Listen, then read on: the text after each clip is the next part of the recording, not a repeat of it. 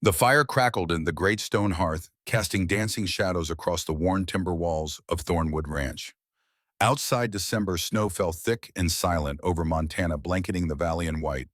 Inside, an old man sat in his rocking chair, gnarled hands resting on knees that had carried him through 76 winters. Nathan Blake had seen much in his lifetime. He had built empires from dust, lost everything to flames, and found redemption in the arms of a woman who had every reason to hate him. Now at the end of his days, he held his greatest treasure close, his grandson. The boy, Everett, sat cross-legged on the braided rug at Nathan's feet, 10 years old with eyes full of questions and a heart hungry for stories. The kind of boy Nathan had once been before the world taught him its harder lessons. "Grandpa," Everett said, voice small in the firelit room, "how did you and Grandma meet?" Nathan smiled, the expression creasing his weathered face into a map of years lived fully. From the kitchen came the sounds of preparation. His daughter Grace, now 40 and gray, at the temples humming as she worked. And Emily, his Emily, 59 years old, still beautiful, still the woman who had saved him when he thought salvation was impossible. "That's a long story, boy." Nathan's voice was rough as creek stones, worn smooth by time. "A story about fear and choice, and what it means to be a man." He paused, letting the fire's warmth settle between them. "You want to hear it?" Everett nodded, eager. Nathan leaned forward and the rocking chair creaked with the weight of memory. "All right then, but you gotta promise me something first." The boy straightened, sensing the gravity in his grandfather's tone. "Promise me you'll remember this. A man ain't measured by how he starts. He's measured by what he does when everything's lost." Everett's young face grew solemn. He nodded. "This story starts 41 years ago, winter of 1884, the day I met your grandmother." Nathan closed his eyes and the years fell away like autumn leaves. The room behind Emily's eyes was cold.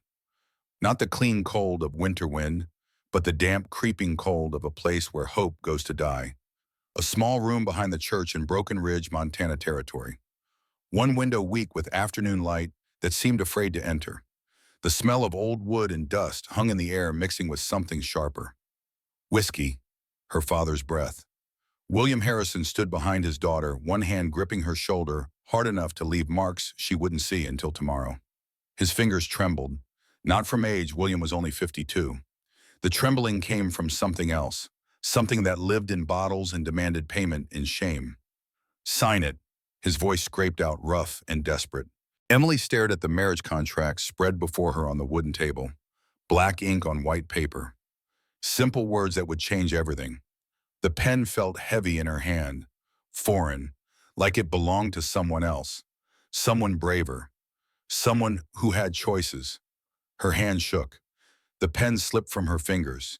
Ink spread across her signature like blood on snow. "Sign it," her father said again, and this time his grip tightened until pain shot through her shoulder. Outside, church bells began to ring. The sound rolled across the valley, calling the faithful to witness. Somewhere beyond that door, a stranger named Nathan Blake was waiting, waiting to claim his bride, his purchased bride. Emily picked up the pen again. Her name emerged on the paper in letters that looked like they belonged to a ghost. Emily Elizabeth Harrison, 19 years old. In 30 seconds, she would belong to a man she had never met, never seen, never spoken to. The bells rang louder. Her father pulled the contract away before the ink could dry. His hand shook worse than hers. "It's done." Relief flooded his voice, and something else. Something that might have been regret if William Harrison still had room for such things. "Get dressed. Church is waiting."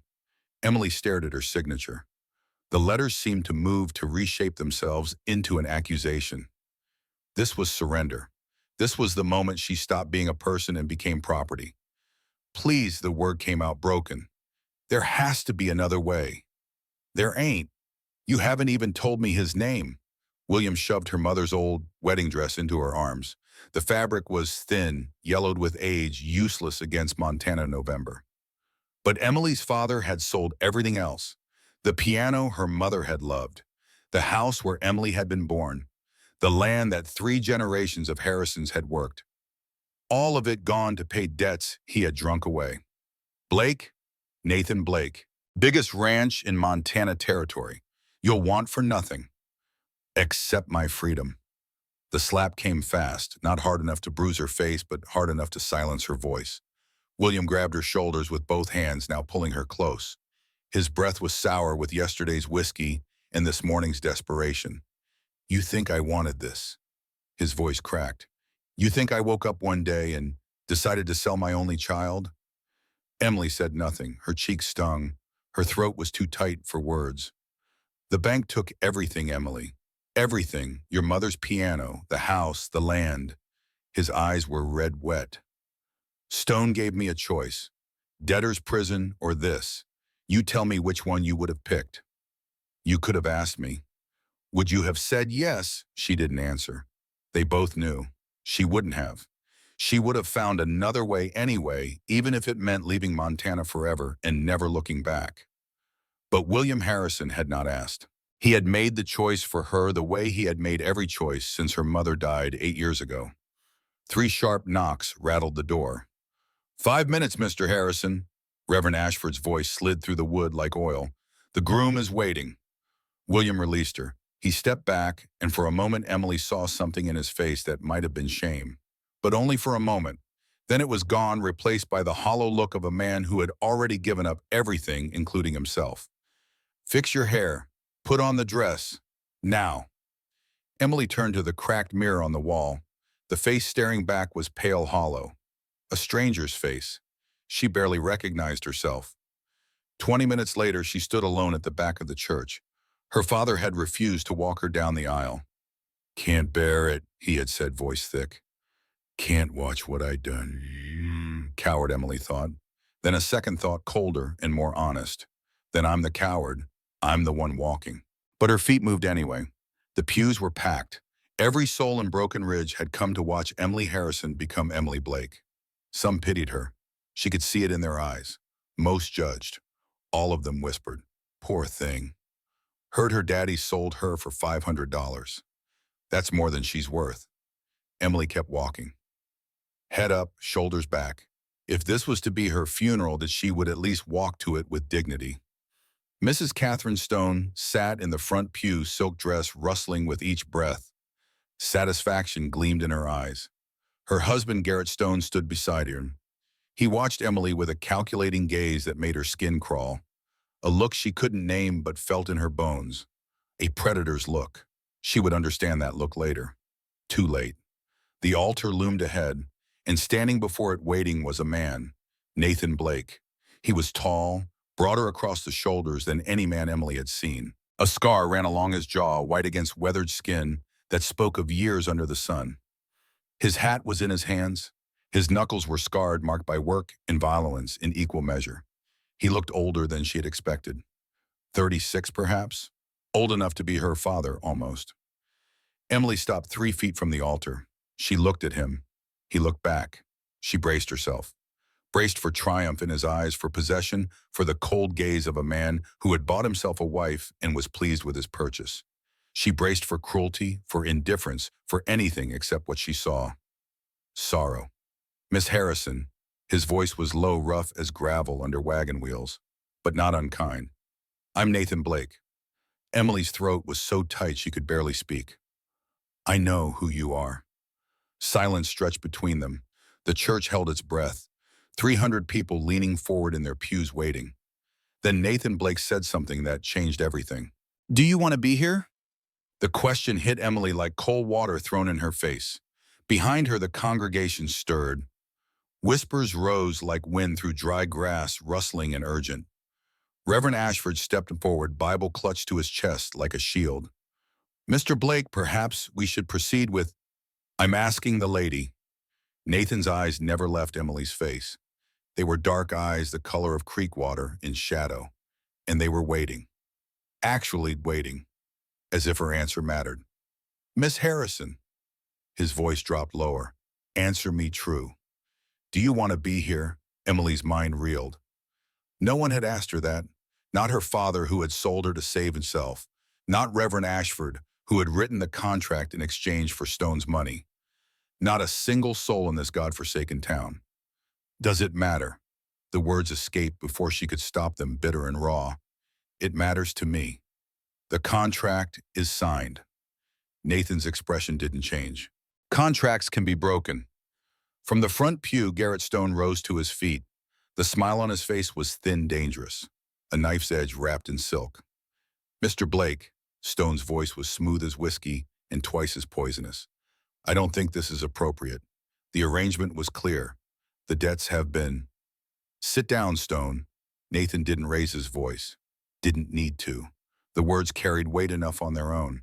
Command. Authority. The voice of a man who expected to be obeyed. Stone's smile flickered. His wife, Catherine, tugged at his sleeve with jeweled fingers. After a long moment, Stone sat. The church was silent now. Even the whispers had died. Every eye fixed on the scene unfolding at the altar. Nathan turned back to Emily. When he spoke again, his voice was gentler. I'll ask one more time. Say no, and I walk out that door right now. I'll pay your father's debts anyway. You go free. No strings attached. The church erupted, not in sound but in motion. People shifted in their seats. Heads turned, mouths open in shock. This wasn't how these things worked. This wasn't how anything worked. Emily stared at the man before her, this stranger who was offering her something no one else had. A choice, an actual choice. Not a cage with prettier bars. Not a different kind of prison. Freedom. Why? The words scraped out of her throat. Why would you do that? Nathan's jaw tightened. For a moment, something flickered across his face, something old and heavy. Because I know what it looks like when someone's trapped. His voice was so low only she could hear it now. And I won't be the one holding the cage. Emily's eyes burned. The smart thing, the safe thing would be to say no. To take his offer and run. Run so far from Broken Ridge that no one would ever find her. Let her father drink himself to death if that's what he chose. Let this town and its judgment sink into the earth. But where would she go? With no money, no family, no prospects. Her father would be dead within a year from the bottle. The town would never let her forget. And this man, this stranger with sad eyes and scarred hands, would walk away. And she would spend the rest of her life wondering what might have been if she had just been brave enough to choose. Yes. The word escaped before Emily could call it back. Nathan's brow furrowed. Yes, what? Emily lifted her chin, met his eyes, held them. Yes, I want to be here. Her voice grew stronger. I choose this. Something shifted in Nathan's expression. Relief, perhaps, or maybe hope. He had not expected her to say yes. She could see it written plain on his face. All right, then. He offered his hand, rough palm up, waiting. Shall we? Emily took his hand. The palm was warm, calloused from years of work. Steady, it felt nothing like her father's trembling grip. Nothing like the desperate clutch of a drowning man. It felt like solid ground. She had no idea she was holding the hand of the only man who would ever truly fight for her. Reverend Ashford rushed through the vows like a man racing against a coming storm. Emily barely heard the words. She was too aware of Nathan beside her, the heat of him, the stillness, the way he stood as if roots had grown from his boots into the earth. Do you, Emily Elizabeth Harrison, take this man to be your lawfully wedded husband? Emily looked at Nathan. He looked back, patient and waiting. I do. And do you, Nathan Thornton Blake, take this woman to be your lawfully wedded wife? Nathan's answer came without hesitation, but it was not what anyone expected. I will. Not I do, I will. The difference rippled through the church like wind over water. Women glanced at each other, eyebrows raised. Men shifted in their seats. It was a small thing, 2 words instead of 2 others. But in that small difference lay a world. I do implied present completion. I will implied future commitment. A promise made, not a duty accepted.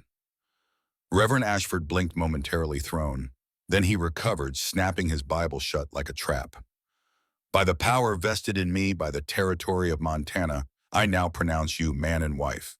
He cleared his throat. You may kiss the bride. Nathan leaned close. Emily's breath caught in her chest. Her heart hammered against her ribs. His lips brushed her cheek.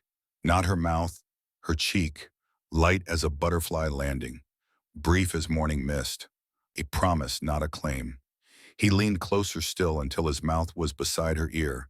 His breath was warm against her skin. Whenever you're ready, he whispered so low that only she could hear. Not before. Then he stepped back and offered his arm. They walked down the aisle together, man and wife, stranger and stranger, but something had shifted. Some invisible weight had changed hands. Outside, the cold hit like a fist. November in Montana Territory. The sky was iron gray, heavy with the promise of snow. The wind carried the smell of winter coming sharp and clean. Nathan helped Emily into the wagon. His hand found her elbow, steadying her as she climbed. She flinched at the touch, unable to help herself. He stepped back immediately. No hesitation, no offense taken. "I'm sorry," Emily said quickly. The words tumbled out. "I didn't mean it, no need." Nathan climbed up beside her, gathering the reins in his scarred hands. "You don't know me.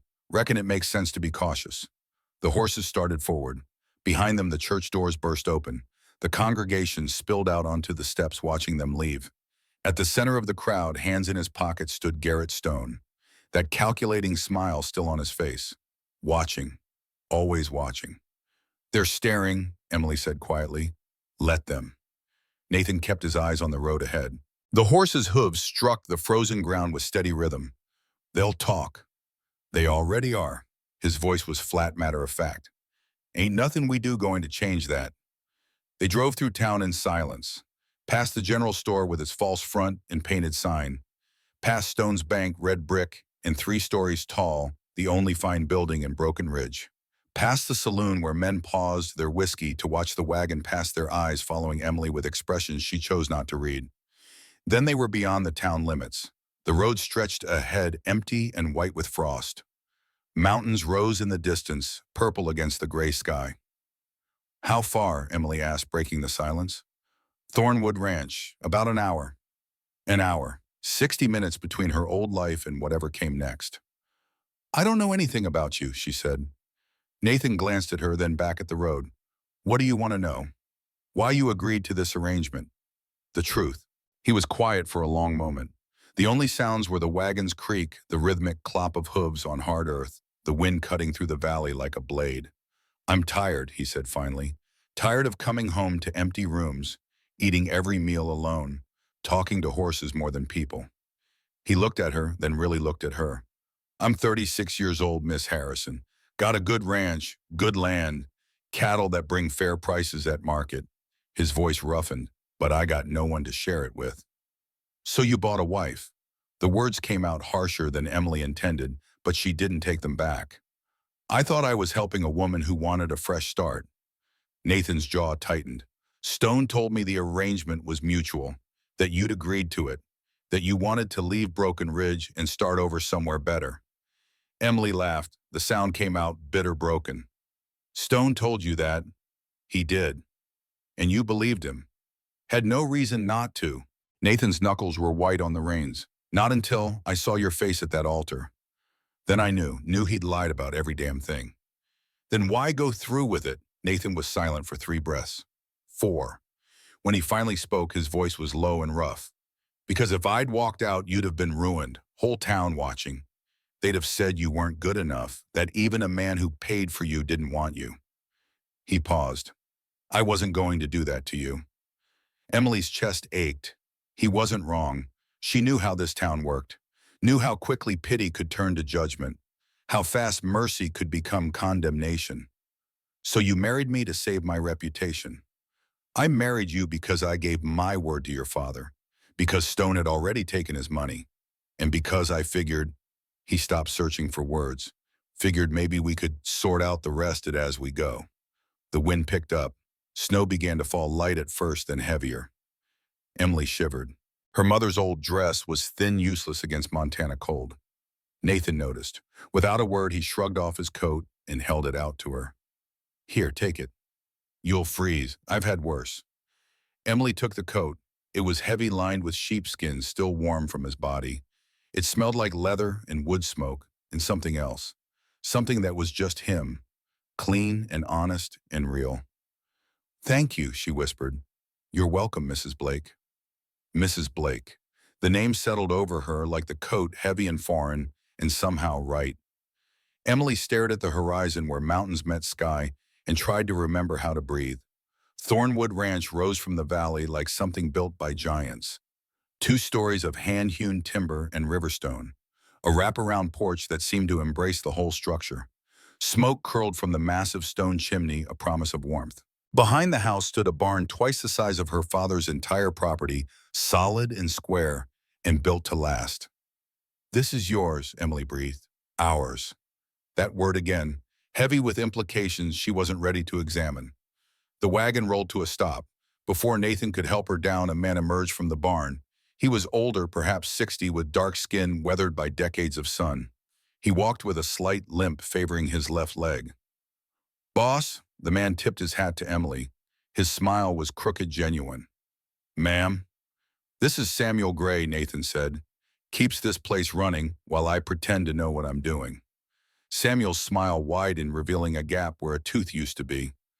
"Nice to meet you, Mrs. Blake." "Just Emily," she said automatically. "Can't do that, ma'am. Wouldn't be proper." Samuel's eyes were kind. "I'll see to the horses. You get the lady inside before she freezes solid." Nathan led Emily up the porch steps. The boards were solid under her feet, well-made and carefully maintained. He pushed open the heavy oak door. Warmth rushed out to meet them. The great room was larger than Emily's entire childhood home. A stone fireplace dominated one wall 8 feet wide, with elk antlers mounted above it. The fire crackling there filled the space with dancing light. Handmade furniture stood arranged with care. A table that could seat 8, chairs with carved details. A rocking chair pulled close to the hearth. A braided rug in shades of blue and cream covered the floor. The smell of wood smoke and coffee hung in the air, mixing with the scent of leather and home. "Kitchen's through there," Nathan gestured to an archway. "Pantry's full. Anything you need, Samuel heads to town Wednesdays." Emily nodded, still mute, trying to take it all in. "I'll show you upstairs." The staircase was wide, the wood worn smooth by years of boots. Oil lamps flickered in the hallway above, casting warm light on walls made from pine planks. Nathan stopped at the second door on the right. He pushed it open and stepped aside. "This is your room." Emily entered slowly. A four-poster bed dominated the space, hand-carved from what looked like pine. A quilt in shades of blue and cream covered it, matching the rug downstairs. A washstand stood by the window, complete with fresh water and clean towels. The window itself faced east, offering a view of the valley stretching toward distant mountains. And on the inside of the door, mounted at chest height, was a lock. Heavy iron, a barrel bolt 8 inches long, solid and unmovable. Nathan pointed to it. "Use it every night if you want. I ain't going to knock unless you ask me to." Emily stared at the lock, then at him. Her mind struggled to process what he was offering. "You're giving me a lock against you?" "Against anyone." His face was stone unreadable. "You're safe here, Mrs. Blake. I need you to understand that." "I don't understand." Her voice shook despite her efforts to control it. "You paid for me. The contract is signed. By law, I'm your property now." "No," the word came out sharp as a rifle crack, final as a judge's gavel. "I don't own you. I don't own anyone." Nathan stepped closer, not threatening, but intent. "You're my wife, not my property. There's a difference, Wasoinkas." He held her gaze, and in his eyes she saw something she hadn't expected. Certainty, conviction, truth. "Listen to me, Emily." He used her given name for the first time. "Whatever happens between us, if anything ever happens, it'll be because you want it, not because of contracts, not because of debts, not because some piece of paper says you have to." His voice dropped lower. "Because you choose it. You understand me." Emily's throat closed. No man had ever spoken to her like this, with this much respect, this much regard. As if her will, her choice, her voice actually mattered. "Why?" The word barely made it past her lips. "Why are you being so kind?" Nathan was quiet for a long moment. Something moved across his face. Old pain, old loss. "Because someone should have been kind to you a long time ago." He stepped back toward the door. "Supper's at 6 if you're hungry. If you ain't, I'll leave a plate outside your door." He paused with his hand on the frame. "Whatever you decide, Emily, I'll respect it." Then he pulled the door closed behind him, leaving her alone in a room that was suddenly too quiet. Emily stood in the center of that silence. She crossed to the door, touched the lock with trembling fingers, turned it. The click echoed loud in the stillness. Then she sat on the edge of the bed and let herself break. She cried for her mother dead 8 years now, taken by fever, because they couldn't afford a doctor. She cried for her father who had sold his only child to save himself from a prison of his own making. She cried for the girl she used to be, the one who had believed in love and choices and futures bright with possibility. She cried until there was nothing left inside her but emptiness. Downstairs, Nathan sat at the kitchen table. 2 plates set, 2 cups filled with coffee, food getting cold, venison stew that Samuel had made that morning, fresh biscuits, simple fare but good. He waited. 7 o'clock came. She didn't appear. 8 o'clock, still alone. By 9, the food was long cold. Nathan wrapped biscuits and bacon in a clean cloth. He carried them upstairs and set them outside her door. He stood there for a long moment, listening to the silence from within. Then he turned and walked away. He had made a promise at that altar. I will. Future commitment. And part of that commitment meant giving her space, giving her time, giving her the choice he had promised. In the kitchen, Samuel was washing dishes. He glanced up when Nathan entered. She all right? Reckon she will be, eventually. Samuel dried his hands on a towel. Town's going to talk, boss. Town can choke on it. The older man studied Nathan with eyes that had seen too much, survived too much. He had known Nathan for 15 years, had watched him build this ranch from nothing, had stood beside him through fire and loss in the long years of grief that followed. You sure about this? Samuel asked quietly. Taking in a woman who don't want to be here. She had a choice, Nathan's voice was firm. I gave her one, and she chose to stay. She chose to treat me. He stared at the empty chair across the table. That's more than I expected, more than I deserved, and more than most men would have given her. Samuel nodded slowly. You ain't most men. No, I ain't. That's why I've worked for you 15 years. Samuel hung up the towel. Get some sleep, boss. Tomorrow's coming, whether you're ready or not. After Samuel left, Nathan sat alone in the kitchen for a long time. Then he went to the window and looked out at the darkness. Snow was falling heavier now, blanketing the ranch in white, and there on the ridge above Thornwood sat a single rider, motionless against the gray sky, watching the house below. Even at this distance, Nathan recognized him. The horse, the silhouette, the way the man sat in his saddle like he owned the world. Garrett Stone. The man tipped his hat toward the house, slow and deliberate, a gesture that could have been greeting or threat or both. Then he turned his horse and disappeared into the falling snow. Nathan's hand moved to the Winchester rifle mounted above the door. He didn't take it down, not yet, but he checked that it was loaded, checked that the action was smooth, checked that everything was ready. He knew trouble when he saw it, and trouble had just marked his home. Morning came gray and bitter. Emily woke to silence so complete it seemed to have weight. For a moment she didn't know where she was. Then memory returned in a rush, the church, the altar, Nathan Blake's sad eyes and scarred hands, the choice he had given her, the lock she had turned. She sat up slowly, her body ached, not from any injury but from the exhaustion that comes from crying yourself empty, from spending a night in a strange bed in a strange house, listening to every creak and footfall, wondering if the lock would hold, if the promise would last. She rose and crossed to the door, turned the lock. The bolt slid back with a solid click. She opened the door a crack. A plate sat on the threshold. Biscuits and bacon wrapped carefully in clean cloth. Cold now, but still good. Still thoughtful. He had kept his word. Emily brought the plate inside. She sat on the edge of the bed and ate slowly, staring out the window at the white world beyond. The valley stretched before her, vast and empty and beautiful in its desolation. Snow covered everything. Mountains rose in the distance like the bones of the earth breaking through skin. This was her home now, for better or worse.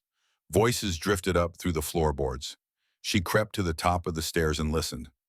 Town's already running their mouths. Samuel's voice matter of fact. They're saying you bought yourself a pretty young thing, saying she didn't have no choice in the matter.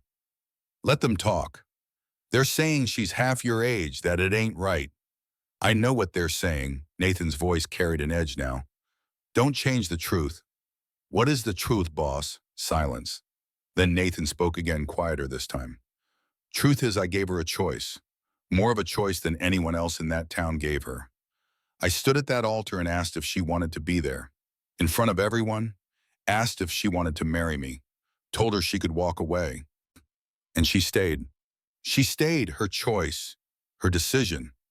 A pause. That makes all the difference. Samuel's voice softened. You're a good man, Nathan Blake. I'm a man trying not to make the same mistakes twice. Emily pulled back from the stairs. Her throat was tight. Her eyes burned again, but she had no tears left to cry. She returned to her room and closed the door. Left it unlocked this time. Not open, just unlocked. It was a small thing, a gesture so minor it might go unnoticed. But for Emily Harrison Blake, it was the first choice she had made in months that felt truly her own. 3 days passed.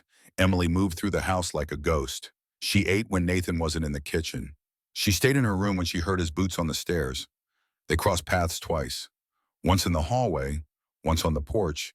Both times Nathan nodded to her, stepped aside, gave her space. He never pushed, never asked questions, never made her feel trapped, which somehow made everything harder. On the fourth morning, Emily forced herself downstairs all early. Nathan sat at the kitchen table with a ledger open before him. Coffee steamed in a tin cup. He looked up when she entered. Morning. His voice was neutral. Safe. Morning, Emily replied. She poured herself coffee and sat across from him. The silence stretched between them like a rope pulled taut. Not comfortable. Not yet. But not unbearable either. Emily took a breath. I want to know about her. Nathan's pen stopped moving. About who? The woman in the photograph. On your nightstand. Emily met his eyes. Your door was open yesterday when I walked past. I saw it. His face went still. Guarded. For a long moment she thought he wouldn't answer. Then he set down his pen. Her name was Rachel. My wife. Emily's heart stumbled. You were married before. 5 years ago. The words dropped between them like stones into still water. What happened? Nathan's jaw tightened. His hands, scarred and strong, closed into fists on the table. Fire. Middle of the night. His voice was flat, emptied of emotion. Took the house. Took Rachel. Took our daughter. Emily couldn't breathe. You had a child.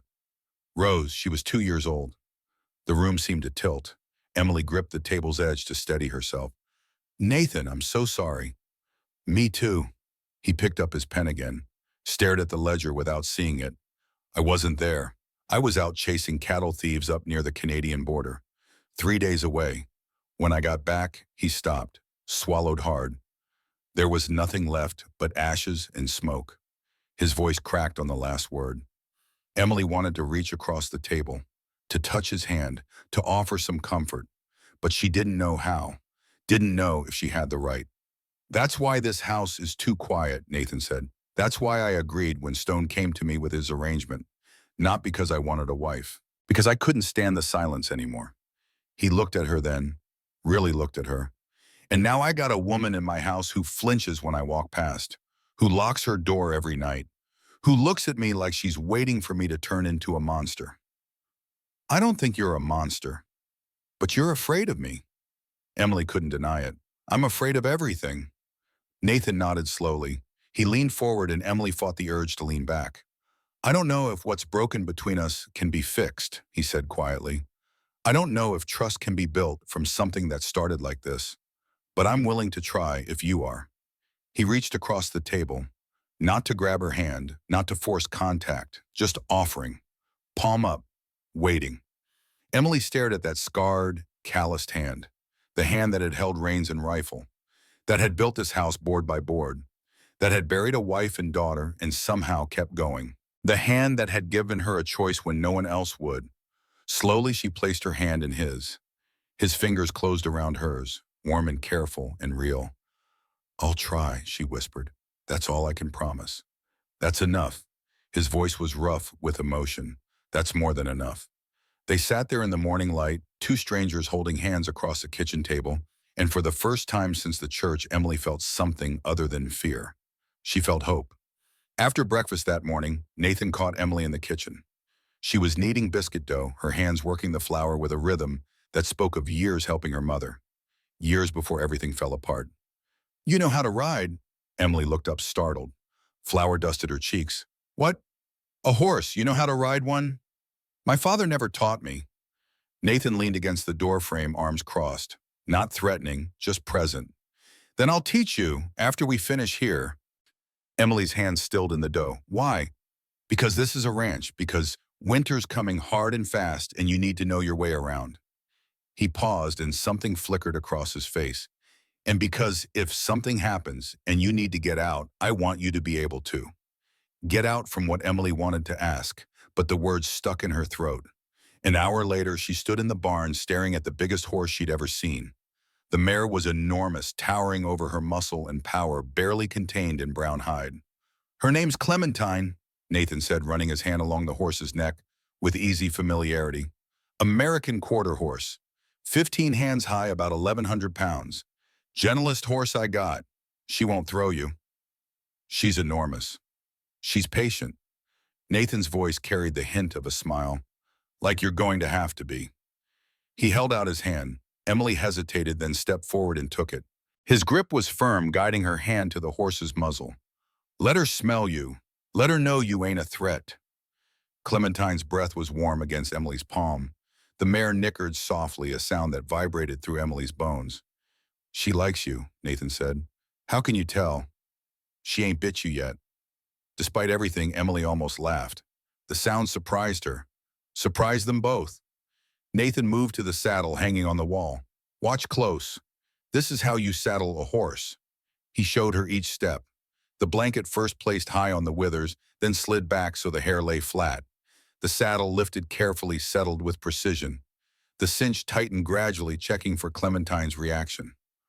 Horses will hold their breath to keep the saddle loose, Nathan explained. Then when you mount, the saddle slips and you end up in the dirt. So you tighten it slow. Wait, tighten again. Emily watched, memorizing each movement. Now, Nathan said, put your left foot in the stirrup, always left. Wipe tradition. Most people are right-handed. Keep your right hand free for the reins. He positioned himself beside her. Grab the horn with your right hand. Pull yourself up. Swing your right leg over. Emily placed her foot in the stirrup. The leather was cold and stiff. She grabbed the horn and pulled. Her arms shook with the effort. The ground seemed impossibly far below. That's it. Nathan's voice was steady, encouraging. Swing your leg. There you go. His hands found her waist, supporting but not grabbing. Just there. Just helping. And suddenly she was up, sitting in the saddle, looking down at the world from a height she had never known. Oh! The word escaped her lips, carried on a breath of wonder. How's it feel? Like I might fall. You won't. I got you. Nathan's hand rested on her knee, not possessive, just there. Now take the reins. Hold them loose. Don't yank. Clementine knows what to do. You just got to tell her where. Emily's hands trembled as she gathered the leather straps. Watch her ears, Nathan said. Ears forward means she's curious, interested. Ears back means she's angry or scared. Watch her eyes. Horses tell you everything with their eyes. Emily studied the mare's ears. They were pricked forward, alert but calm. Good. Now click your tongue. Give her a little nudge with your heels. Emily clicked. She nudged. Clementine started forward. The world tilted. Emily's stomach dropped. Her hands tightened on the reins, yanking them back without meaning to. Clementine stopped, confused. Easy. Nathan's voice cut through her panic.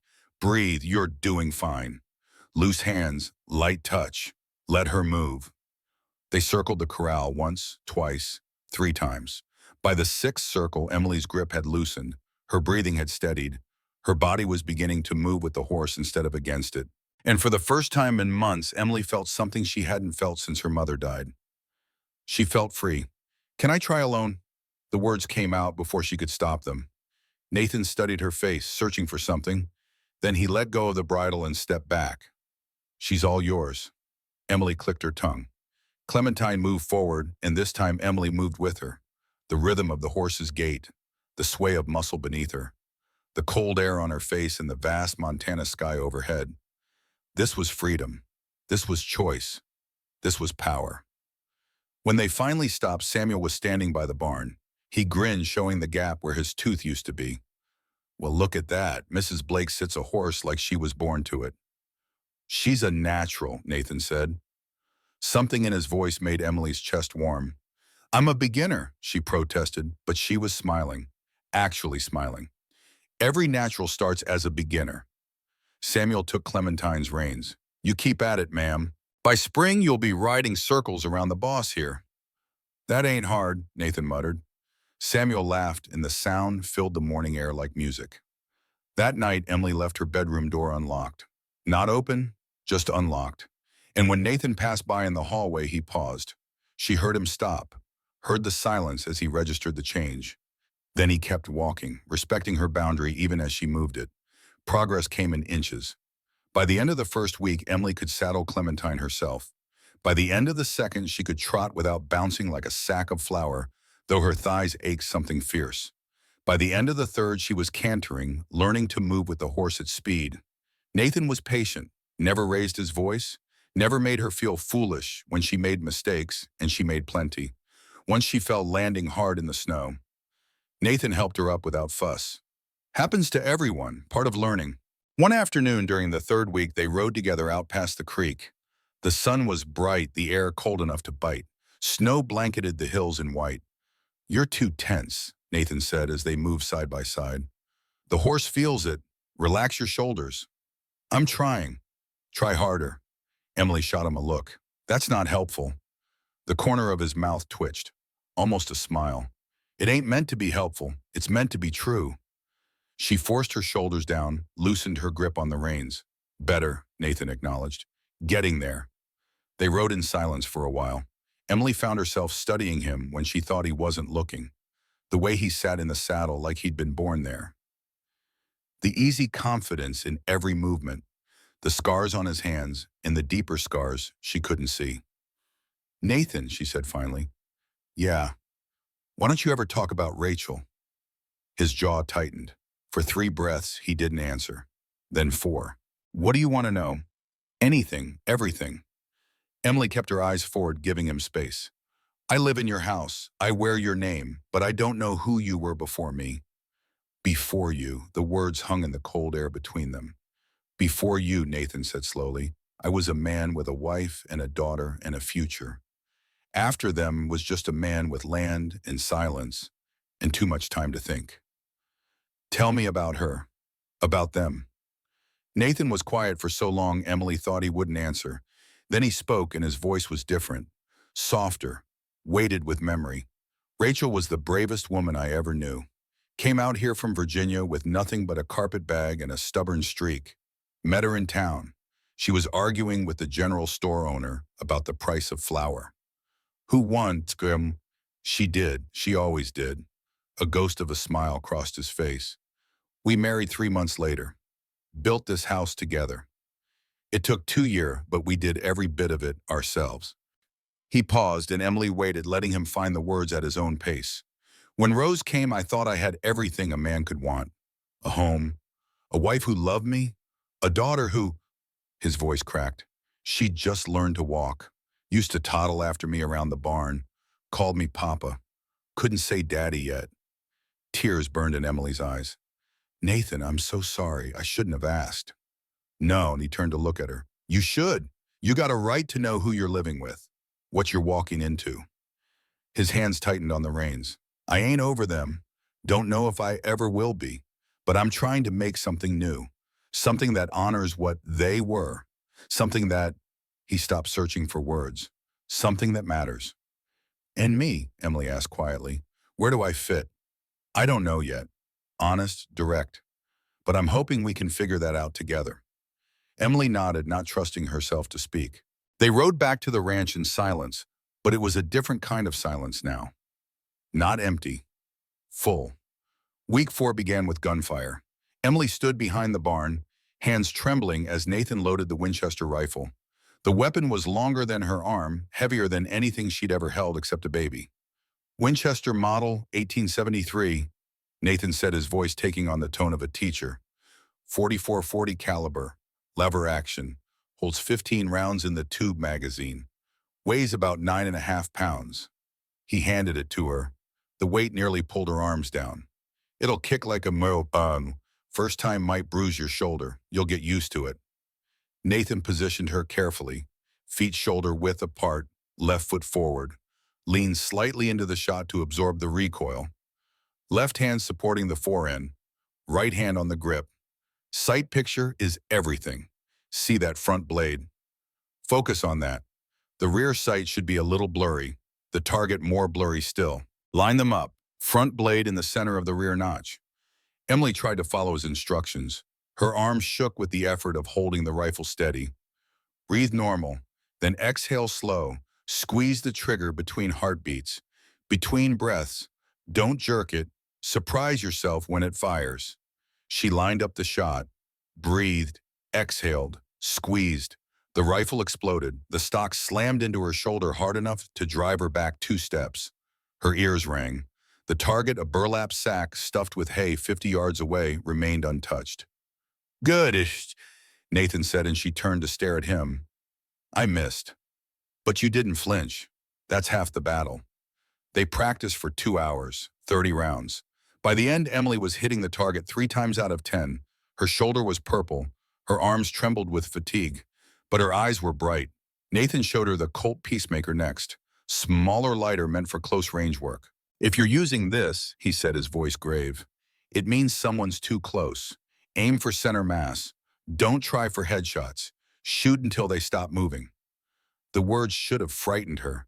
Instead, they made her feel capable, not helpless, not a victim, a woman who could defend herself. Why are you teaching me all this? Emily asked as they walked back to the house. Nathan stopped, looked at her with those dark, serious eyes. Because hope is a dangerous thing, and I'm hoping you stay. But if you ever need to leave, if you ever need to run, I want you to be able to survive. That night, Emily's door stayed unlocked again. And when she heard Nathan's boots in the hall, she heard him pause longer than before. Sunday came with cold wind and gray skies. 8 weeks had passed since the wedding. Emily made a decision. I'm going to church, she announced at breakfast. Nathan looked up from his coffee. You don't have to do that. Yes, I do. She met his eyes. I can't hide forever. And if I don't face them now, I never will. Then I'm coming with you. No, Emily touched his arm. The gesture came easier now. I need to do this alone. Nathan studied her face for a long moment. Then he nodded. All right, but if anyone gives you trouble, I can handle it. He almost smiled. That's what worries me. The church was packed, every pew filled, every eye turned when Emily walked through the door alone. The whispers started immediately. That's her, the bought bride. Where's her husband? Couldn't even bother to show up. Emily kept walking, head high, shoulders back. She found a seat in the middle pew, not hiding in the back, not challenging them in the front. Just there, Reverend Ashford's sermon was about the virtues of obedience. He glanced at Emily twice. She didn't flinch. After the service, the women gathered in the church parlor for tea and judgment in equal measure. Catherine Stone approached, first silk dress rustling with each step. Mrs. Blake, how lovely to see you. We were beginning to think you'd forgotten us. Mrs. Stone, Emily kept her voice pleasant. I've been settling in. Of course, it must be quite an adjustment. Living out there with, Catherine paused delicately, with a stranger. My husband isn't a stranger. Not anymore. How modern. Catherine's smile sharpened. Tell me, did he give you the tour of the house, show you where he buried his first wife? The words landed like a slap. Around them, conversation stopped. Women turned to watch. Emily's hands trembled at her sides, but her voice stayed steady. He showed me the graves, yes. Rachel and Rose Blake, murdered 5 years ago. She held Catherine's gaze. Murdered by men who thought they could get away with it because no one was watching. Catherine's smile flickered. I'm sure I don't know what you... Mrs. Blake, a younger woman, stepped forward. Julia Bennett, known throughout Broken Ridge for her sharp tongue. We're all just so curious. What's it like being bought? Laughter rippled through the room. Emily felt heat rising to her cheeks, felt the old shame trying to drag her down. But something had changed in the past 8 weeks.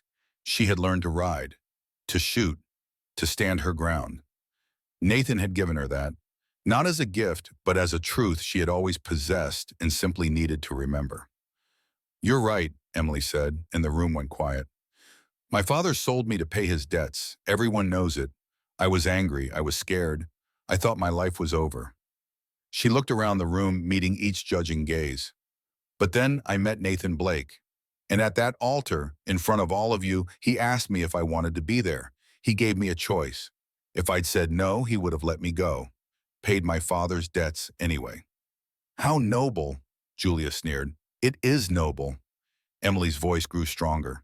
More noble than anyone in this room has ever been to me. My husband is a good man, a better man than most of you deserve to know. She gathered her coat.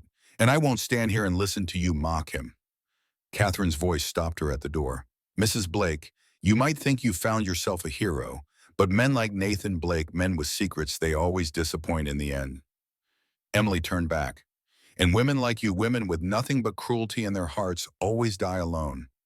She walked out into the cold. Her hands shook the entire ride home, but she was smiling. Nathan was waiting on the porch when she pulled the wagon into the yard. How'd it go? I told Catherine Stone she'd die alone. Nathan stared at her. Then he laughed. Actually laughed, full and surprised and genuine. Wish I could have seen her face. It was satisfying. Emily climbed down from the wagon. Then her smile faded. She also said you have secrets. That men with secrets will always disappoint. The laughter died in Nathan's eyes. She ain't wrong. What do you mean by, I got secrets, Emily. Things I ain't told you. Things about Rachel. About how she really died. He looked away. Things that might change how you see me. Emily's blood went cold. You said it was a fire.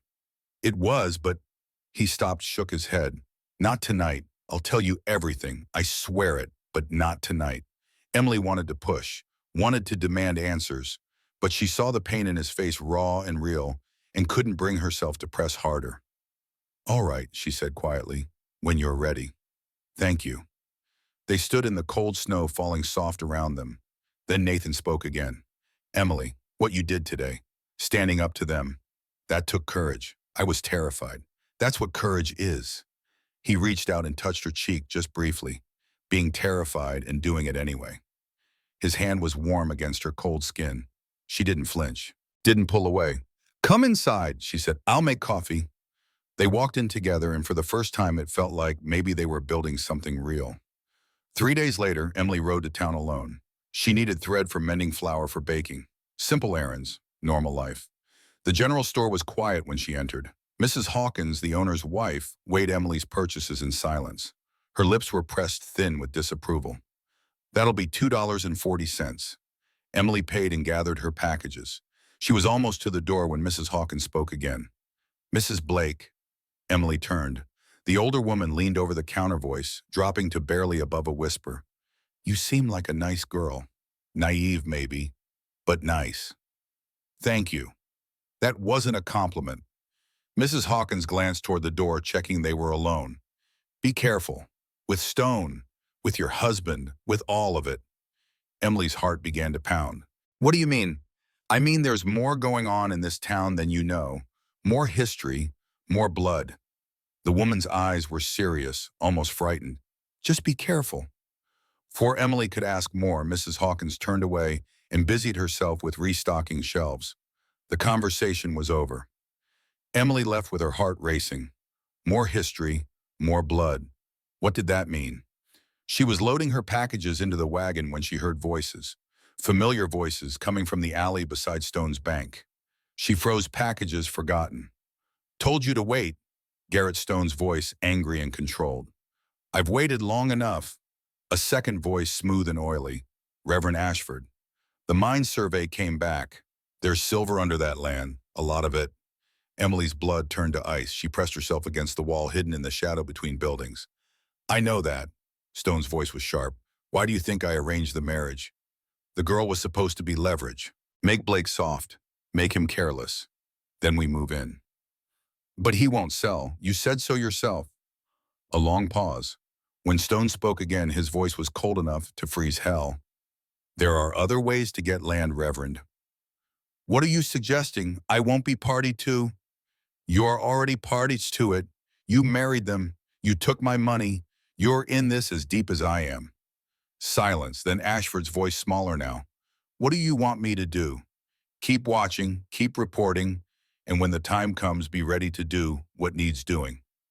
Footsteps approached the alley mouth. Emily shrank back farther, hardly daring to breathe. But then Stone spoke again, and his words stopped her heart. Blake's wife saw their faces before she died. That's why they couldn't let her live. Same mistake won't happen twice. The footsteps faded. Emily waited, counting heartbeats until she was sure they were gone. Then she ran to her wagon and drove for home faster than she'd ever driven in her life. Nathan was in the barn when she arrived. He dropped his pitchfork the moment he saw her face. What happened? Stone.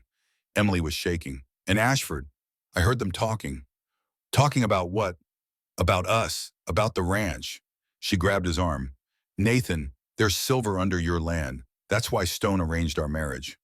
I was supposed to be leverage. To make you weak. To make you slow down. Nathan's hands found her shoulders, steadying her. Start from the beginning. Emily told him everything. The overheard conversation, the silver, the plan, and finally the words that changed everything. He said Rachel saw their faces before she died.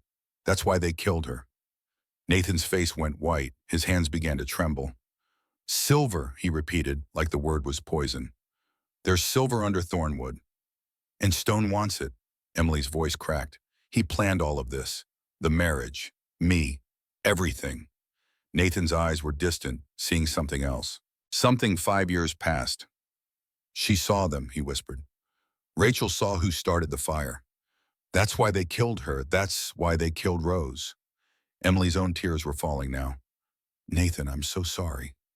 5 years. His voice was hollow. 5 years I thought it was my fault. That I should have been there. That if I'd just come home sooner. He stopped. His fists clenched. And this whole time it was him. Stone murdered my family. Nathan. I'm going to kill him. The words came out flat, final. Emily grabbed his face, forcing him to look at her. No, that's what he wants. He wants you to do something stupid, something that gets you hanged. I don't care. I care. Emily's voice rose. I didn't come this far to watch you throw your life away. My life ended 5 years ago. Then why am I here? The question burst out of her raw and desperate. Why did you marry me? Why did you teach me to ride? Why did you give me that lock on my door and teach me to shoot and show me what it means to have a choice? Tears streamed down her face. If your life ended 5 years ago, then what is this? What are we? Nathan stared at her, the rage in his eyes flickered, dimmed. We do this right, Emily said, holding his gaze. We do this legal. We get evidence, we get witnesses, and we watch Garrett Stone hang for what he did. She took his face in both her hands. Promise me. A long moment passed. Nathan's jaw worked. His hands came up to cover hers. I promise. But if he touches you, if he comes anywhere near you, all promises are off. Fair enough. They left the barn together. The sun was setting, painting the snow in shades of gold and red, beautiful and cold and indifferent to human suffering. We need proof, Emily said. We need someone willing to testify. Your father. Emily stopped walking. What? William Harrison dealt with Stone directly. He might know something we can use. Emily's stomach turned. I haven't seen him since the wedding. I know, but if we're going to stop Stone, we need all the information we can get. Emily looked at Nathan for a long moment. Then she nodded. All right, we'll go tomorrow. That night, neither of them slept. They sat by the fire watching flames dance in the hearth, thinking about justice and vengeance, and the fine line between the two. The boarding house where William Harrison lived was a sorry place. One room, one window, one man drinking himself to death in slow motion. Except the bottle on the nightstand was empty, and William's hands when he opened the door were steadier than Emily had seen them in years. Emily, his eyes widened, then narrowed. What do you want? The truth about Stone, about the arrangement you made. Emily stepped forward and Nathan followed close behind. About why you really sold me. William sank onto the bed. For a long moment he said nothing. Then his shoulders slumped. I don't know what you're talking about. Yes, you do. Emily's voice was hard. Stone didn't just offer to pay your debts, did he? There was more to it. Silence. Tell me the truth, Father. For once in your life. William's face crumpled. When he spoke, his voice was barely audible. He came to me 6 months ago. I was drowning in debt. $750. The bank was going to foreclose, going to throw me in prison. He looked up at Emily and his eyes were wet. Stone said he knew a man, a wealthy rancher, a widower looking for a wife. And you sold me to him. He said if you married this man, he'd pay off everything, free and clear. William's voice cracked. I told myself it would be better for you, a rich husband, a big house, a future. Did you know about the silver arm? Emily's voice was cold. William froze, the silence stretched. Yes, he finally whispered. I knew. Emily felt the words like a physical blow. Nathan stepped forward, his voice deadly quiet. What else did Stone tell you? He said once Emily was married, he'd find a way to get the land, that it would be easier to deal with a widow than a stubborn rancher. The words hung in the air like poison. Emily's vision swam. You knew. You knew he was planning to kill Nathan. I didn't know for certain. Don't. Emily's voice broke. Don't you dare make excuses. You sold me to a man you thought would be murdered. You sent me into that house knowing I'd end up a widow, knowing Stone would take everything. She turned to leave. William lurched to his feet. Wait, there's more. His voice was desperate. The fire. I know about the fire. Emily stopped. Nathan's hand found her shoulder. What about the fire? William's face was pale, his eyes haunted. Stone talked about it when he was drunk. Said it was supposed to look like an accident. Said his men got careless. He swallowed hard. Said Blake's wife saw their faces before she died. That's why they couldn't let her live. That's why they killed the child too. Witnesses. Nathan moved so fast Emily barely saw it. One moment he was beside her. The next he had William pinned against the wall, forearm across his throat. Say that again. I'm sorry. Say it again. She saw them. William was crying now, sobbing. Rachel saw who started the fire. That's why they killed her. That's why they killed Rose. No witnesses. Nathan held him there for 3 more seconds. Then he released him and stepped back. His face was white. His hands shook. 5 years, he said, voice hollow. 5 years. Emily pulled him toward the door. They left William Harrison crying in his rented room, a broken man in a broken life. Outside, the cold air hit like a slap. Nathan stood on the street, staring at nothing. I thought it was my fault, he said. All this time, I thought if I'd just been there, if I'd come home sooner, if I'd... Emily wrapped her arms around him. He held her back and she felt the tremors running through his body. Rage and grief and 5 years of guilt finally breaking free. It wasn't your fault, she said into his chest. It was Stone. Only Stone. They stood there in the street as the sun set, 2 people holding each other against the coming dark. The frame of the present day intrudes here, gentle as snowfall. Nathan, 76 and tired, looks at his grandson Everett across the firelit room. That was the day everything changed, boy. The day we learned the truth about what Stone had done, about what he was planning to do. Everett's young face is solemn. Grandpa, that's awful. It was, but it taught me something important. Nathan leans forward. Sometimes the people who hurt us most are the ones hurting worse themselves. Your great-grandfather William wasn't evil. He was weak, and weakness ain't the same as evil. Did you forgive him? Your grandmother did. Took her years, but she did. Nathan's voice softens, and I learned to live with it. But first we had to survive what came next. He settles back in his chair and the years fall away again. The next days were a blur of preparation. Nathan contacted Deputy Miller, the one lawman in Broken Ridge, who wasn't in Stone's pocket. Miller was building a case, but he needed time. Weeks, maybe months. They didn't have months. We need federal authority, Samuel said one evening as they sat around the kitchen table. Maps spread before them, coffee going cold in tin cups. Someone Stone can't touch. Marshall and Helena, Nathan said. William Garrett, he's honest, has federal jurisdiction. Helena's 3 days' ride, Emily said, and Stone's watching the roads. Then we use the back trails, the ones Stone don't know about. They all looked at each other. Samuel spoke what they were all thinking. Someone has to go. Someone Stone won't expect. I'll go, Emily said. Absolutely not. Nathan's voice was sharp. Stone's watching you, watching Samuel. But me, Emily met Nathan's eyes. I'm just the bought bride, the scared girl. He won't expect me to do anything but cry and wait. Samuel nodded slowly. She's right, boss. Girls got sand. Nathan's face was a war between fear and pride. Finally, he nodded. If you're going, we prepare. Really prepare. The next 2 weeks were the hardest of Emily's life. Nathan trained her like he was preparing for war. Because he was. Survival skills. How to start a fire with flint and steel, even in wind. How to read tracks in snow. How to navigate by stars. How to treat a wound. How to survive if everything went wrong. Advanced riding, night riding, trusting the horse's eyes when she couldn't see. Emergency dismounts, evasion tactics. More shooting. Until she could hit 7 out of 10 targets at 50 yards. Until she could reload under pressure, fingers clumsy with cold and fear but still functional. You're ready, Nathan said at the end of the second week. But his eyes said he wished she wasn't. Wished she didn't have to be.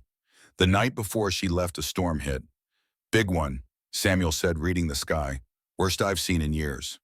Cattle, Nathan said. North pasture. They need to be moved. Boss, we can't. We don't have a choice. Storm hits while they're out there, we lose them all. Emily stood. I'll help. You ain't ready for this. Then teach me fast. An hour later, they rode out into the growing storm. Emily on Clementine, Nathan on his big Morgan Stallion, Samuel on his reliable old gelding. 50 head of cattle needed moving before the blizzard buried them. The first hour was manageable. Keep the cattle grouped, chase down the stragglers, yell and wave and guide them toward shelter. The second hour, the storm hit in earnest. Wind screamed. Snow came horizontal. Emily couldn't see 20 feet ahead. The third hour was nightmare. Temperature plunged. Emily's face went numb. Her hands froze on the reins. Every muscle screamed with exhaustion. But she kept going because Nathan was counting on her. Because Samuel was counting on her. Because quitting wasn't an option anymore. When the last cow finally passed through the south pasture gate, Emily slumped in the saddle. Exhaustion hit like a hammer. Back at the house, Nathan half carried her inside. Samuel stoked the fire while Nathan pulled off Emily's frozen gloves, her boots rubbing warmth back into hands and feet. You shouldn't have come out there, Nathan said, his voice rough. I needed to help. You could have died. So could you. Emily looked at him. We're in this together, remember? Nathan didn't answer, just kept rubbing her hands until feeling returned in painful pins and needles. The storm howled outside, shaking the house. Samuel brought coffee. This is a bad one. Worst in years. We ain't going nowhere for a while. How long? Emily asked. Days, maybe a week if it keeps up. Days trapped in the house, with Nathan, with everything unsaid hanging between them. But Emily found she didn't mind. Not anymore. That night they sat by the fire. Samuel had gone to his room above the barn. Nathan and Emily were alone. Can I ask you something? Emily said. Anything. Rachel, what would she think of me? Nathan was quiet for a long time. When he spoke, his voice was soft. She'd like you, because you're strong, because you don't give up, because you rode into a blizzard to save cattle, even though you've only been on a horse for 2 months. He almost smiled. Rachel respected that kind of stubbornness. I'm not trying to replace her. I know. Nathan turned to face her. Rachel was my past, my first love, mother of my daughter. Nothing changes that. He reached out, touched her cheek. But you're my present. And maybe if we survive this, you could be my future. Emily's heart stuttered. Nathan, I ain't asking for anything. I ain't expecting anything. I just wanted you to know. His thumb traced her cheekbone. You matter, Emily. To me, more than I ever thought possible. She leaned into his touch. I'm scared of losing this, of losing you. Everyone I've ever loved has left me. I ain't leaving. His voice was fierce. Whatever comes, I ain't leaving. You can't promise that. Watch me. He kissed her then, not on the cheek this time, on the lips. Soft at first, then deeper. 5 years of loneliness poured out of him. 19 years of fear poured out of her. When they finally pulled apart, both of them were breathing hard. I've wanted to do that since the day you rode Clementine on your own, Nathan admitted. Why didn't you? Because you weren't ready. Because I wasn't ready. He stroked her hair. Because some things are worth waiting for. Emily smiled. Actually smiled. You're a patient man, Nathan Blake. When it matters. They sat together watching the fire, listening to the storm. For the first time since her mother died, Emily felt like she had come home. The storm broke on the fifth morning. Emily woke to silence. Not the howling wind, not the rattle of windows, but true silence. She went to the window and pulled back the curtain. The world was white, pristine, beautiful. And there on the ridge above the ranch sat a line of riders, 6 men on horseback, dark against the snow. At their head, unmistakable even at this distance, was Garrett Stone. Nathan, Emily's voice cut through the quiet. Nathan, wake up. He was beside her in seconds, still pulling on his shirt. He looked where she pointed. Get dressed, he said, his voice flat and hard. Get the rifle from the kitchen. Don't open the door for anyone. What are you going to do, Bum? Find out what he wants. Nathan pulled on his boots. Stay inside, Emily. I mean it. He was out the door before she could argue. Emily dressed quickly and found the Winchester. She positioned herself by the front window, where she could see but not be easily seen. Nathan walked into the yard and stopped, waiting. After a long moment, Stone rode down from the ridge, alone. His men stayed behind watching.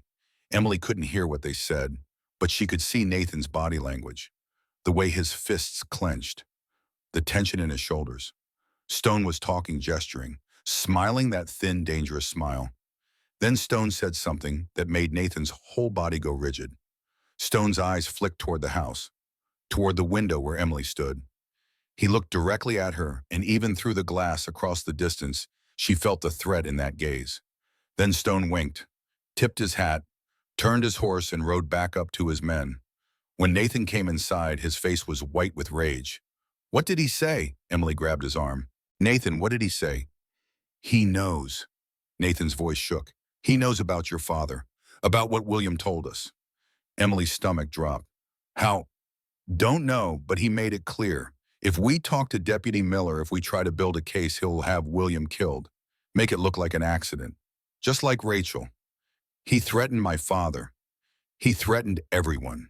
You mean Samuel Miller. Nathan's hands were fists. He's got men in the sheriff's office, men in the courts. He said even if we get him arrested, he'll be out in a week. And then he couldn't finish, didn't need to. Then he'll burn this house down with us in it, Emily whispered, just like before. Nathan pulled her close. I won't let that happen. How can you stop him? He owns everything, controls everything. We can trust each other. That's going to have to be enough. His arms tightened around her. I am not losing you. Not to Stone, not to anyone. Emily buried her face in his chest, breathing in the scent of him. Leather and wood smoke and safety. But for how long? That night, Emily made a decision. She waited until Nathan was asleep. Then she crept to his study and found paper, a pen. She wrote 2 letters. The first was to Nathan, an explanation, an apology. The second was to Garrett Stone, a surrender. If Stone wanted leverage, if he needed her to make Nathan give up the land, then she would offer herself. Trade her freedom for Nathan's life, for Samuel's, for her father's. It was the only way. She sealed both letters and hid them in her coat. But as she crept back toward her room, a voice stopped her in the darkness. Whatever you're planning, don't. Nathan stood in the doorway of his room. His face was in shadow, but she could hear the certainty in his voice. I know you, Emily. I know that look in your eyes. You're thinking of sacrificing yourself, thinking it'll save everyone else. Emily's hand went to the letters in her pocket. Nathan, no. He crossed to her in 3 strides. Listen to me. You are not a bargaining chip. You are not bait. You are my wife, and I will burn this whole territory to the ground before I let you walk into that monster's hands. He'll kill everyone we love. Then we kill him first. Nathan's eyes were fierce. Together, like we promised. Emily's resolve crumbled. She pulled the letters from her pocket and handed them to Nathan. He took them to the fireplace and burned them without reading them. They watched the paper curl and blacken until nothing remained but ash. We're still going to Helena, Nathan said. But different approach. You go, but not to surrender. To get the marshal. To bring federal law down on Stone's head so hard he never sees daylight again. When tomorrow night, midnight, before Stone realizes what we're doing. Emily nodded. Fear and determination warred in her chest. I'll be ready. The next day passed in a blur of final preparations. Samuel sent a carrier pigeon to Eleanor Brooks at the relay station, warning her that Emily was coming. Eleanor sent word back with directions and a promise of help. As darkness fell, they saddled Clementine. Samuel had packed food, water, and copies of all the evidence they'd gathered. Deputy Miller's documents, William's written testimony, everything they had. Nathan checked the Colt Peacemaker one more time before sliding it into Emily's saddlebag. If anything goes wrong, fire 3 shots. I'll hear them. How Helena's 3 days away. I'll hear them. His voice was iron. Don't try to be a hero. Just get to the marshal. Get him to come back with you. Nathan pulled her close. And come back to me. I will. Emily looked up at him. I love you, Nathan Blake. The words hung in the cold air between them. Nathan's eyes widened, then softened, with an emotion so deep it made her chest ache. I love you too, Emily. His voice was rough. Come back to me. I promise. She mounted Clementine. Nathan handed her the reins. Their fingers touched held. Whenever you're ready, he said, echoing the words from their wedding day. Not before. Emily turned the horse toward the mountains and rode into darkness. The first night was the longest. Every shadow looked like a man. Every sound was Stone's men closing in. Emily rode with her hand near the pistol, hard-hammering eyes straining in the moonlight. But no one came. By dawn, she reached Clearwater Creek. She followed it north as the sun rose, painting the snow in shades of gold and pink, beautiful and cold and empty. Midday brought Eleanor Brooks Station. The small cabin appeared through the trees like a blessing. Smoke curled from the chimney. A corral stood beside the barn. Emily dismounted on shaking legs and knocked. The woman who opened the door was tall and gray-haired, with eyes sharp as flint. She looked Emily up and down, then smiled. You must be Emily Blake. Samuel sent word ahead. How did you carry her, pigeon? Eleanor stepped aside. Come in, you look half dead. Inside, warmth embraced her. A pot of stew bubbled on the stove. Bread cooled on the counter. Simple fare, but it smelled like heaven. Eat, Eleanor commanded, pressing a bowl into Emily's hands. Then sleep. You've got another day's hard ride ahead of you. Emily ate without tasting exhaustion catching up to her all at once. Why are you helping me? Eleanor's smile faded. Because I know what it's like to fight for freedom. I escaped slavery in '53, came through the Underground Railroad, made it all the way to Montana. She refilled Emily's bowl. Now I help others escape. Runaway slaves, women fleeing bad men, anyone Stone tries to destroy. You know about Stone. Known about him for years. Watched him buy up land, destroy families, line his pockets with other people's pain. Eleanor's voice hardened. About time someone stopped him. I don't know if I can. You're taking on the most powerful man in Montana territory. That takes spine. Eleanor studied her. And from what Samuel tells me, you got plenty of that. Emily slept for 6 hours in a real bed. When she woke, a fresh horse was saddled and waiting. A big Morgan gelding, strong and fast. His name's Thunder, Eleanor said. Don't let the name fool you. He's steady as they come. She handed Emily a sealed letter. Give this to Marshal William Garrett in Helena. Tell him Eleanor Brooks sent you. He'll listen. Why are you trusting me with this? Because Samuel trusts Nathan Blake, and Nathan Blake trusts you. Eleanor squeezed her shoulder. That's good enough for me. Now go. Give that bastard Stone what he deserves. Emily rode hard all day. The mountains rose around her, steep and white and endless. Thunder was true to his name in reverse, steady and reliable, never faltering, even as the trail grew treacherous. As evening approached, she saw lights in the distance. Helena, she'd made it. Relief flooded through her so powerfully she nearly wept. Just another mile, just a little farther. Then a voice called from the darkness. Hold up there, ma'am. Emily's blood froze. A man stepped from the trees, then another, then a third, all of them armed, all of them watching her with predator's eyes. Stone's men. The leader was older with a scarred face and cold eyes. He grinned, showing yellow teeth. Well, well, Mr. Stone said you might try something stupid. Guess he was right. Emily's hand moved toward her saddlebag, toward the pistol. I wouldn't do that if I were you. The man's grin widened. 3 of us. 1 of you. And I'm a real good shot. Emily's mind raced. No escape. No help. Helena was so close, just lights in the distance, but it might as well have been on the moon. My husband knows I'm here, she said, trying to keep her voice steady. If I don't come back, your husband's got his own problems right now. The man laughed. Mr. Stone's having a chat with him as we speak. Probably already signed over the ranch. Was it true? Had Stone already won? Emily's heart sank. You're lying. Only one way to find out. Come with us nice and quiet. Maybe you live long enough to see him again. The man stepped forward, reaching for Thunder's reins. Emily made her choice. She kicked Thunder hard. The horse reared hooves, slashing air. The man stumbled back with a shout. Emily drew the Colt and fired. The shot went wide, but the sound was enough. The other horses panicked. Men shouted. Chaos erupted. Emily kicked Thunder again. The horse bolted forward. Gunshots cracked behind her. Something burned across her left arm. A bullet graze. Blood bloomed hot and fast, but she didn't stop. Couldn't stop.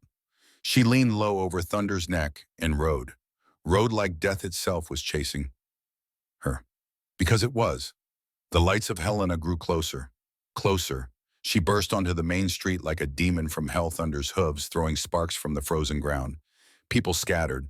Dogs barked. Someone screamed. Emily didn't slow down. Straight down the main street. Past the saloons, past the hotel, straight to the building with the U.S. Marshal sign over the door. She threw herself from the saddle, staggered, caught herself. Blood ran down her arm, dripping onto the snow. She pushed through the door. A man sat at a desk. Gray mustache, federal badge, eyes that had seen everything. "Help me," Emily gasped. "Please, I need—" The room tilted. The floor rushed up to meet her. Then darkness. When Emily woke, she was lying on a cot. Her arm was bandaged. Her head throbbed. A man sat in a chair beside her, the same man from the desk. "Easy there, you took a bullet." His voice was calm, professional. "Gray's lost some blood, but you'll live. Stone's men, gone, ran off when they saw you heading for my office." He leaned forward. "I'm Marshal William Garrett. You want to tell me what this is about?" Emily sat up despite the pain.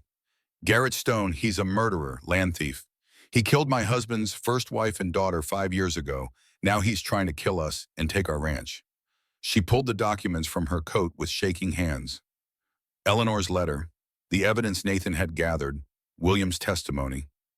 Garrett read in silence. His face grew darker with each page. "This is serious," he said finally. "If half of this is true, it's all true. Every word."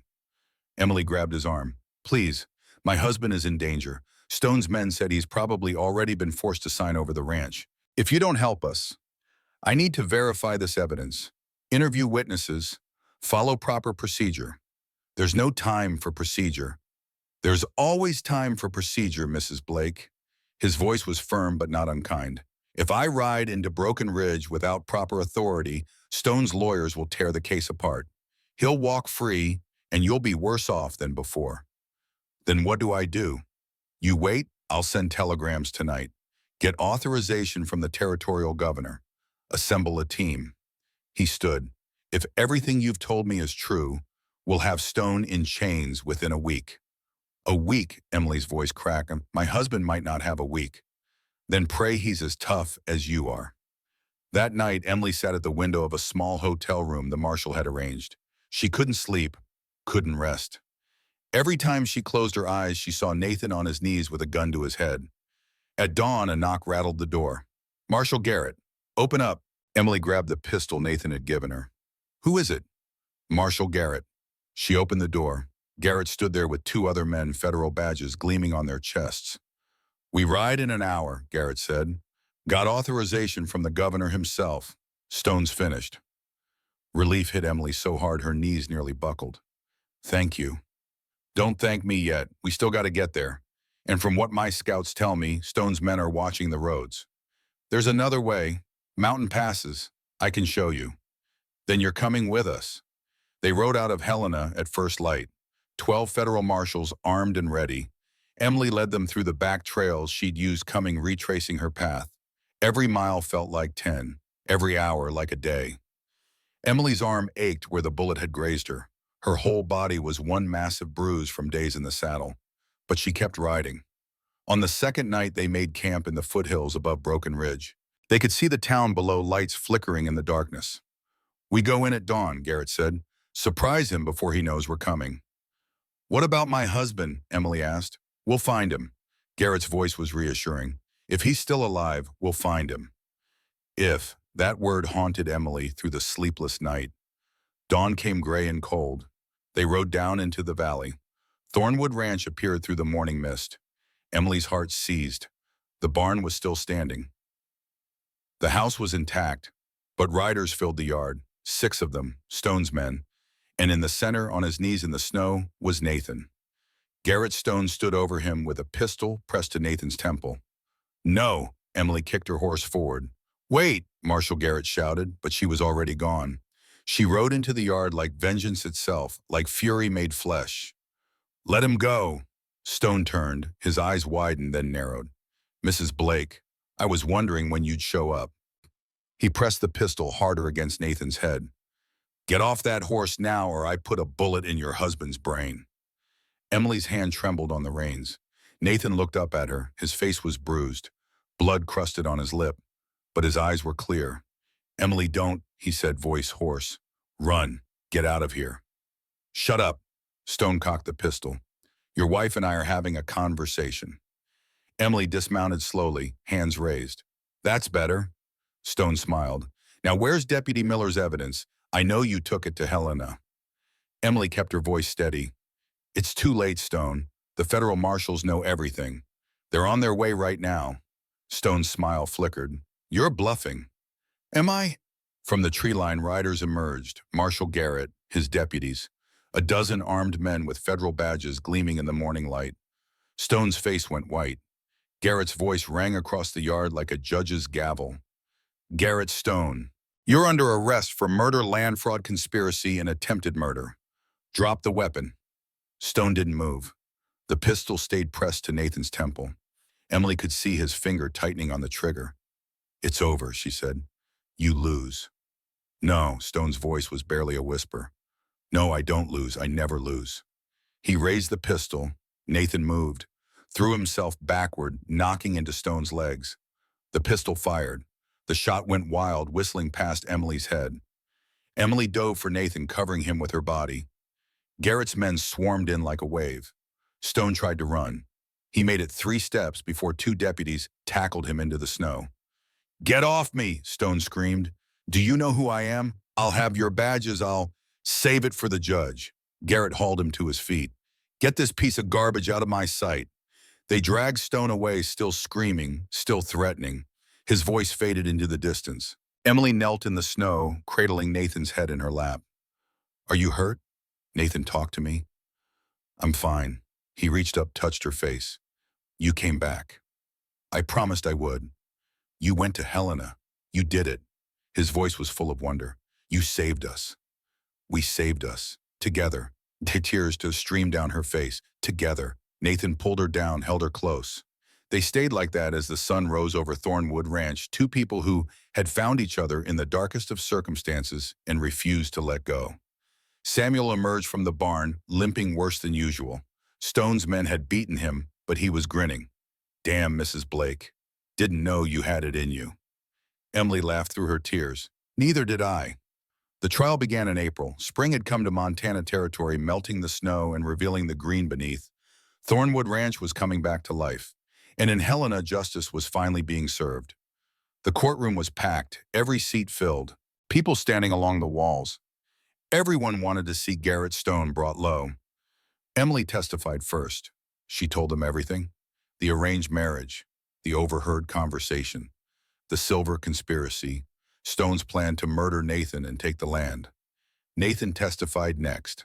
About Rachel, about Rose, about 5 years of guilt and grief, about finally learning the truth. "Stone murdered my family," he said, voice steady and clear, "to steal my land, and he would have murdered my wife too if she hadn't stopped him." William Harrison testified, sober and shaking. He told them everything Stone had said about the fire, about Rachel seeing the men's faces, about how they couldn't leave witnesses. The trapper testified about the gray mare he'd seen the night of the fire.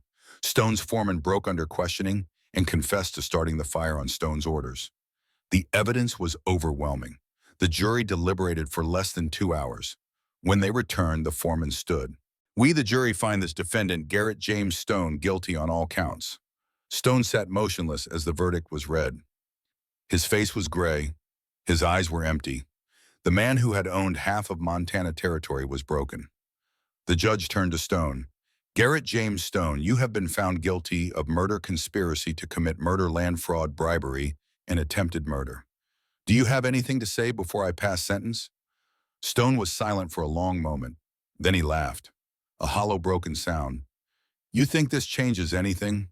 There's silver under that land. Millions of dollars worth. Someone else will come for it. Someone worse than me." "That's enough." The judge's voice was ice.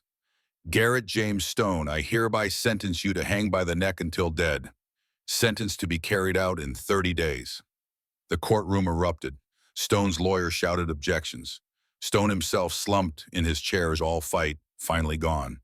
Emily grabbed Nathan's hand. It was over. Really, truly over. They didn't go to the hanging. On the day Stone died swinging from a rope in Helena, Emily and Nathan stayed at Thornwood. They worked the land. They tended the animals. They lived. That evening they sat on the porch as the sun set. "Do you feel different?" Emily asked. "Now that he's gone." Nathan was quiet for a long moment. "I thought I'd feel satisfied, avenged, something. And you don't. I feel empty. Rachel and Rose are still dead. No amount of justice brings them back." Emily took his hand. "No, but maybe now you can let them rest." Nathan nodded slowly. "I've been thinking about the graves. They're up on the North Ridge where the old house used to be. It's lonely up there." "What are you thinking?" "I want to plant a garden around the graves. Flowers, trees, something living." He looked at her. "Would you help me?" "Of course." The next morning they started. Side by side they dug in the earth, planted seeds, built a low stone wall around the two simple headstones. Rachel Elizabeth Blake, beloved wife and mother, Rose Blake, forever our angel. When they finished, Nathan knelt beside his daughter's grave. He touched the stone. "I'm sorry I wasn't there, Rose. I'm sorry I couldn't save you." His voice was barely a whisper. "But I promise I'll spend the rest of my life trying to be the man you would have wanted me to be." He stayed there for a long time. Emily waited. When he finally rose, his eyes were wet, but his shoulders were straighter. "Let's go home," he said. "Yes, let's." Summer came. The garden they'd planted began to bloom. Wildflowers in shades of purple and yellow. Young trees reaching toward the skinny, life growing from the place where death had taken everything. And Emily felt life growing inside her too. She'd been sick for a week. Tired, nauseous, unable to keep down breakfast. Nathan kept insisting she see the doctor, but she already knew it in her bones. One afternoon while Nathan was checking the cattle she rode to town, Dr. Morrison examined her with gentle hands and kind eyes. "Well, Mrs. Blake," he said, smiling, "I'd say congratulations are in order. You're going to have a baby, about 2 months along, I'd estimate." The world tilted. A baby. She was going to have a baby. Nathan's baby. Their baby. "Are you all right?" the doctor asked. Emily pressed her hand to her stomach. "I'm wonderful. I'm absolutely wonderful." She rode home in a daze. When she arrived, Nathan was on the porch. He took one look at her face and stood. "What did the doctor say?" "What's wrong?" "Nothing's wrong." Emily walked up the steps. She took his hands in hers. "Nathan, I need to tell you something." "You're scaring me." "Don't be scared." She guided his hand to her stomach, pressed it flat. "We're going to have a baby." Nathan's face went blank, then white, then something else entirely. Joy so pure it transformed him. "A baby." His voice cracked. Yes, a baby." He said it again like he couldn't believe it. Then he lifted her off her feet and spun her around, laughing. "You're giving me a second chance," he said when he finally set her down. "At everything, at being a husband, a father, at having a family." Tears streamed down Emily's face. "You're giving me the same thing. I never thought I'd have this. A home, a husband who loves me, a child. You have all of it." He kissed her hard and fierce. "You have everything." December came. The first snow fell, and on the first day of the month, Emily's water broke at midnight. The next 12 hours were the longest of her life. Nathan held her hand through every contraction. Samuel rode to town for the doctor. The midwife arrived and took charge with the calm authority of a woman who had delivered 100 babies. "You're doing fine, Mrs. Blake. Just breathe." "I can't." "You can. You've done harder things than this." Emily thought about the blizzard, the ride to Helena, standing up to Stone with a gun in her hand. The midwife was right. At noon, with one final push, the baby arrived. A girl. "She's beautiful," the midwife said, placing the squirming, crying infant in Emily's arms. "Perfect and healthy." Emily looked down at her daughter. 10 fingers, 10 toes, a thatch of dark hair, eyes squeezed shut against the light. "Nathan," she said, "look at her." He knelt beside the bed. Tears streamed down his weathered face. "She's perfect. Emily, she's absolutely perfect."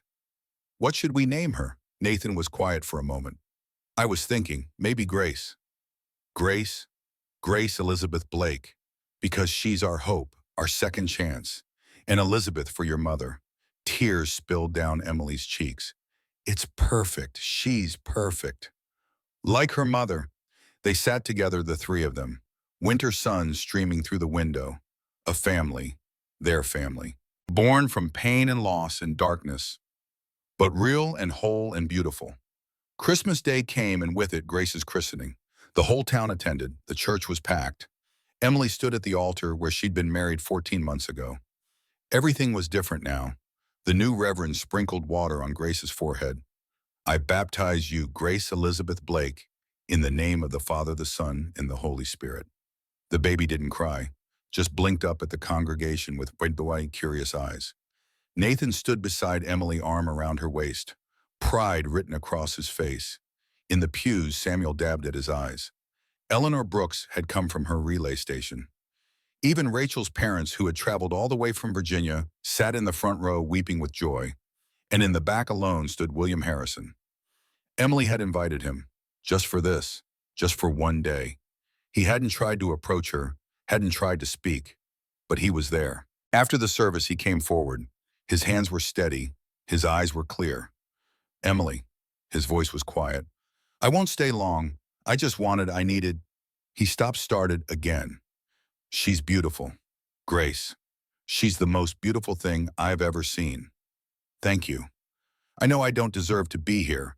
I know I don't deserve to see her. But thank you for letting me come." Emily looked at her father, really looked. He was thin but sober, broken but trying. "Would you like to hold her?" William's eyes went wide. Are you sure?" "No, but I'm trying." She handed him the baby. William cradled Grace like she was made of glass. Tears streamed down his weathered face. "Hello, little one," he whispered. "I'm your grandfather. I'm not a good man, but I'm going to try to be. For you. For your mother." Grace grabbed his finger, held tight. William laughed, a broken, beautiful sound. Emily watched her father and her daughter, the past and the future. Maybe forgiveness wasn't a destination. Maybe it was a journey, one step at a time. She wasn't there yet, but she was on the road, and that was enough. In the Thornwood Great Room, 41 years later, the fire burns low. Nathan Blake, 76 years old, looks at his grandson across the dimming light. "So, you and Grandma had a happy ending," Everett says. "We had a right ending," Nathan corrects gently. "Not the same as happy. We worked hard. We fought hard. We lost people along the way. Your great-grandfather William died in 1910. Never drank another drop after that Christmas, but the years of whiskey had taken their toll." He pauses, remembering. "But we built something real, something that lasted. You're proof of that, boy. Your mama Grace, your baby sister coming soon. This ranch still standing after all these years." Everett leans forward, eyes serious. "Grandpa, what's the most important thing you learned?" Nathan thinks for a long moment. When he speaks, his voice carries the weight of 7 decades lived fully. That a man ain't measured by how he starts, he's measured by what he does when everything's lost. He looks at his grandson. "I lost Rachel. I lost Rose. I lost 5 years to guilt I didn't deserve to carry. But I didn't lose myself." His voice drops lower. "And when Emily came scared and angry and trapped, I could have made her a prisoner. Instead, I gave her a choice, and she chose me. That's the real miracle, boy. Not surviving, choosing to live. From the kitchen, Emily's voice calls out, "Dinner's ready." Grace appears in the doorway, her son at her side. Samuel, ancient and bent, but still alive, shuffles in from the barn. The family gathers around the table as they have for 41 years. Nathan stands and offers his hand to Everett. "Come on, boy, let's eat. And tomorrow I'll teach you to ride." Everett's eyes light up. Nathan smiles. The same smile Emily fell in love with all those years ago. After all, every man needs to know how to be free. The old man leads his grandson to the table. Through the window, the Montana sun sets over Thornwood Ranch, painting the snow in shades of gold and red. The garden on the North Ridge blooms even in winter evergreens, standing watch over two graves, a testament to love lost and love found. Emily catches Nathan's eye across the table. He winks at her. She smiles back. After 41 years, some things never change. The way he looks at her, the way she trusts him, the way they chose each other every single day. Outside, the wind whispers through the valley. Inside, a family gives thanks for second chances, for choices freely made, for love that endures when everything else falls away. And somewhere in the growing darkness, the past rests easy at last. Rachel and Rose watching over the family that carries on their legacy. William Harrison redeemed through his granddaughter's mercy. Garrett Stone gone to whatever judgment awaits men who mistake power for worth. The table fills with laughter, with stories, with the sound of a life well lived. Nathan Blake closes his eyes and gives thanks. For Emily, who chose him. For Grace, who gave him hope. For Everett, who carries the future. For this moment, this family, this home built from ashes and determination and love. He had been given a second chance, and he had not wasted it. The fire crackles, the family eats, and Thornwood Ranch stands firm against the night, a beacon of light in the Montana darkness. A testament to the truth that Nathan Blake learned all those years ago, that a man is not measured by how he starts, but by what he builds when everything is lost, by the choices he makes when the easy path leads to darkness, by the love he gives when the world says there is none left to give. Nathan Blake started as a broken man. He ended as a legend, and his story passed from grandfather to grandson on a winter night by firelight will live forever in the hearts of those who understand. That redemption is possible, that love can heal, that justice, though slow, is worth fighting for, that sometimes the cage you're given can become the key that sets you free. The old man opens his eyes, squeezes his wife's hand across the table, and knows with every fiber of his being that he is home.